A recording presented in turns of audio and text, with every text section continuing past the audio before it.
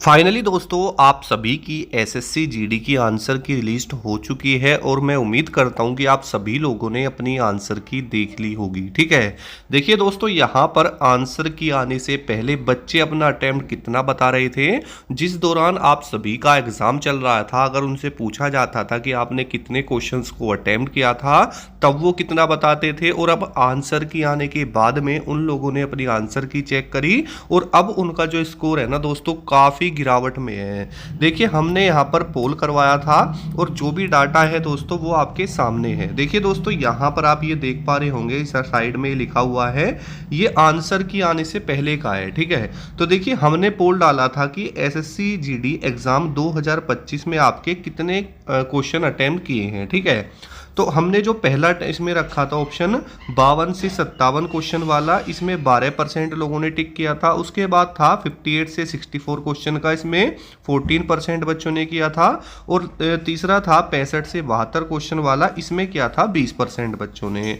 और सबसे जो लास्ट का था जो कि 73 क्वेश्चन से 80 क्वेश्चन वाला था, उसमें दोस्तों 54% बच्चों ने किया था। अब आपके जो टोटल क्वेश्चन है वो 80 ही हैं। तो यानी कहने का मतलब ये है कि जब बोल रहे थे स्टूडेंट की सर हमने तो 75 के आसपास क्वेश्चन किए, यानी 73 से 80 के बीच में 54% थे।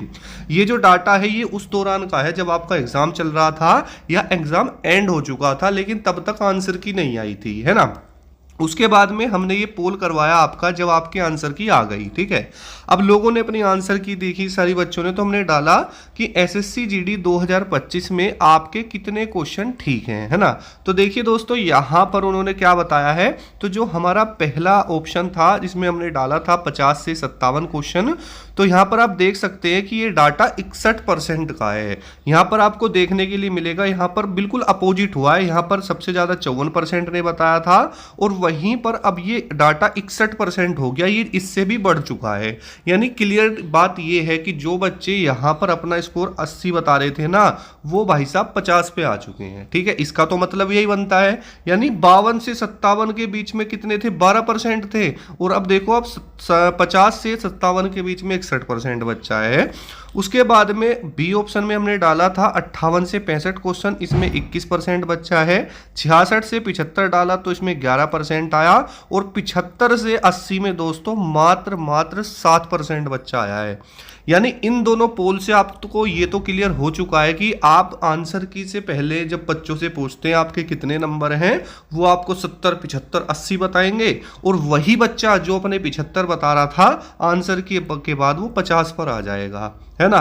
तो आपके सामने देखो कितनी चीजें बिल्कुल अलग हो चुकी हैं। अब इस पोल से ये तो पता चल गया कि जो बच्चों का एवरेज स्कोर बन रहा है ना दोस्तों, वो लगभग 60 से डाउन है। आप खुद अंदाजा इस चीज का लगा सकते हैं। यानी 65% तक भी मतलब 65 क्वेश्चन तक पहुंचने में बच्चों को बहुत दिक्कत है।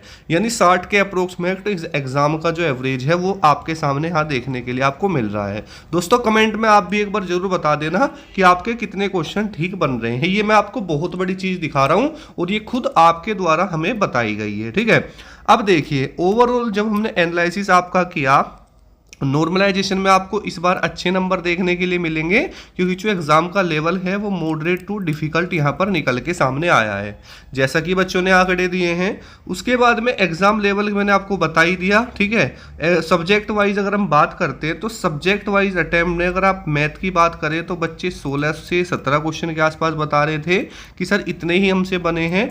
और उसके बाद में रीजनिंग की बात करें तो ये भी 16 से 17 के आसपास का डाटा था। और हिंदी और इंग्लिश में दोस्तों वही आपका 17 से 18 उन्होंने बताया है ना, जो वो बता रहे कि सर इतने इतने क्वेश्चन हमारे निकल रहे हैं।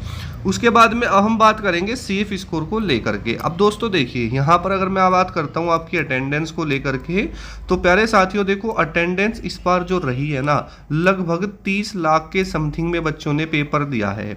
बात करते हैं कितने फॉर्म फिल हुए थे, तो दोस्तों जो टोटल फॉर्म थे लगभग 52 लाख के आसपास थे, 52 लाख। और लगभग दोस्तों यहाँ पर आप देखेंगे तो 22 लाख बच्चा ऐसा हो रहा है जिसने पेपर को छोड़ दिया। ठीक है, उसके बाद में आप अब अंदाजा खुद लगा सकते हैं, यानी जो आपकी वैकेंसी है, टोटल वैकेंसी आपकी है 39,481, और जो बच्चों ने पेपर दिया है लगभग 30 लाख के समथिंग वो यहाँ पर रहने वाले हैं, है ना। तो ये है। बाकी अगर देखा जाए ना तो दोस्तों अब इतना खास कोई कंपटीशन देखने के लिए नहीं मिल रहा है, क्योंकि अब बच्चों ने पेपर स्किप कर दिया। उसके बाद देखिए हम यहाँ पर जो बात करेंगे कट ऑफ को लेकर के, मेल और फीमेल दोनों को ही बात करेंगे। अब देखो दोस्तों मैं आपको बताऊं तो यहाँ पर general, OBC, EWS, SC, ST, है ना। अब देखो मैं आपको बताऊं तो होता क्या है ना दोस्तों, जो एसएससी जीडी की कट ऑफ डिपेंड करती है उसके कई रीज़न होते हैं। क्या है? सबसे पहला तो ये है कि सिलेक्शन प्रोसेस में जैसे कि दोस्तों अभी आपका क्या हुआ था, एग्ज़ाम हुआ है। ठीक है, एग्ज़ाम हो गया, उसके बाद में क्या होगा दोस्तों, आपका फिजिकल प्लस मेडिकल, क्योंकि अब एसएससी जीडी के अंदर फिजिकल के लिए और मेडिकल के लिए एक साथ कट ऑफ आने लगी है, जैसे कि प्रीवियस ईयर देखा है ना। उसके बाद में क्या है, आपका डॉक्यूमेंट वेरिफिकेशन होगा, फिर क्या होगा दोस्तों, फाइनल मेरिट है। तो अभी जो बच्चे दोस्तों पास किए जाएंगे ना, वो आपके फिजिकल और मेडिकल के लिए यहाँ पर पास होंगे, जो कि टाइम्स में हो सकते हैं। ठीक है, 1:8 में भी हो सकते हैं, 1:7 जो भी है। ठीक है, अब देखो यहाँ पे बात करते हैं दूसरा रीजन क्या है। दूसरा होता है सबसे बड़ा फैक्ट एग्जाम लेवल का, है ना। अब देखो एग्जाम लेवल मैंने इस बार आपको बता ही दिया। जो आप सोच रहे थे कि सर 2024 की जैसे कट ऑफ गई थी हाई, क्या इस बार भी ऐसी चली जाएगी? तो नहीं दोस्तों, सारी चीज़ें मैंने आपको प्रूफ आपके सामने दिया है कि बच्चों का कितना अटेम्प्ट इस बार बन रहा है। ठीक है, वो आपने खुद अपनी आंखों से यहाँ पर देखा है, उसमें तो कोई दो राय की बात है ही नहीं, है ना। उसके बाद देखिए नॉर्मलाइजेशन की अगर बात करते हैं तो नॉर्मलाइजेशन कैसे मिल सकता है। तो आप में से बहुत सारे कैंडिडेट ऐसे होते हैं, सर टोटल क्वेश्चन तो वहाँ पर 80 थे। ठीक है, मैंने क्या किया सर, मुझसे ना 50 ही क्वेश्चन बने, उसके बाद में मैंने सब में तुक्के मार दिए और मेरे 30 हो गए हैं गलत, लेकिन मैंने जो टोटल अटैम्प्ट करे थे वो मेरा था 80 क्वेश्चन। तो क्या मुझे नॉर्मलाइजेशन में कम नंबर मिलेंगे? तो दोस्तों देखो, जो आपने ये 30 क्वेश्चन गलत किए, मान के चलो आपके 50 जो है 50 क्वेश्चन आपने सही करे किए। ठीक है, 50 के कितने नंबर हो जाते हैं आपके? 100 नंबर हो जाएंगे। अब जो ये 30 है आपका, है ना, ये क्वेश्चन आपके गलत हो गए, कितनी नेगेटिव मार्किंग है? 1/4 की नेगेटिव मार्किंग है।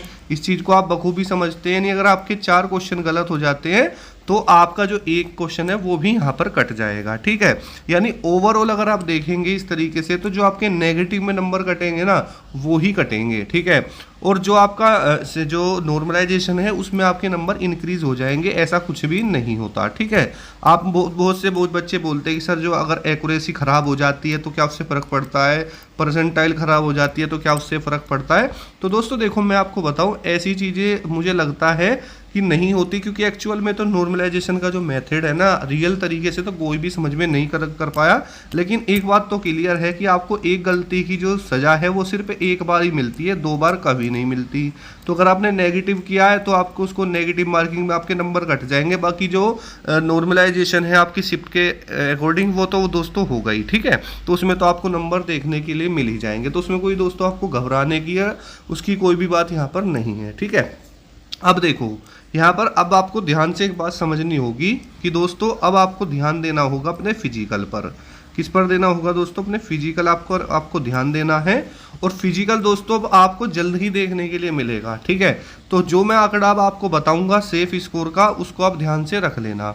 देखिए दोस्तों, सबसे पहले तो आप यहाँ एक बात समझिए कि जो आपकी कट ऑफ आती है ना, आप क्या समझते हैं कि कट ऑफ अगर 140 जा रही है ना तो हमारा रो मार्क्स होना चाहिए। अब आप कुछ बोलेंगे कि रो मार्क्स क्या होता है? दोस्तों रो स्कोर या रो मार्क्स आपका वो होता है जैसे आपने एग्जाम दिया। ठीक है, एग्जाम देने के बाद में आपने अपनी आंसर की देखी, काट पीट के कितने क्वेश्चन आपके बन रहे हैं। जैसे अगर आपके 55 क्वेश्चन बन रहे हैं अभी, तो यही आपका रो मार्क्स है।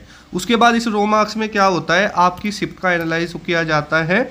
उसके बाद आपका रो मार्क्स प्लस दोस्तों नॉर्मलाइजेशन, तब जाके आपकी दोस्तों कट ऑफ तैयार होती है। जैसे अभी आपके मैंने मान लिए 50 क्वेश्चन सही हैं, यानी आपके 100 नंबर हैं।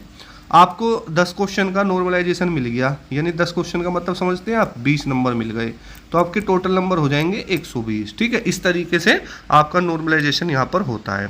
देखिए दोस्तों, बात करते हैं अब कट ऑफ को लेकर के।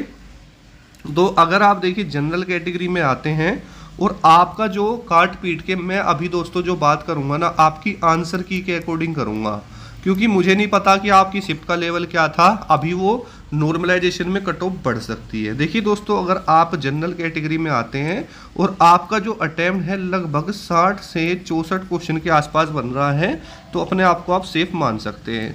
ओबीसी ईडब्ल्यूएस की बात करें तो 58 से 61 क्वेश्चन के आसपास, एससी की बात करें तो लगभग 56 क्वेश्चन से 58 क्वेश्चन, ठीक है। और अगर एसटी की बात करें तो लगभग 52 से 54 क्वेश्चन के आसपास। ये था दोस्तों आपका मेल कैटेगरी का। अगर दोस्तों हम यहाँ पर बात करते हैं फीमेल को लेकर के, तो फीमेल में अगर आपका अटैम्प्ट 58 से 60 क्वेश्चन के आसपास है तो आप सेफ हैं। ओबीसी ईडब्ल्यूएस की बात करें तो 55 से 57 क्वेश्चन के आसपास, एससी की बात करें तो 52 से 54 क्वेश्चन, और अगर एसटी की बात करें तो 50 क्वेश्चन के आसपास में, ठीक है। तो ये था डाटा। बाकी अगर आपका कोई भी डाउट है आप कमेंट करके पूछ सकते हैं। मिलते हैं नेक्स्ट वीडियो में। जय हिंद, वंदे मातरम दोस्तों।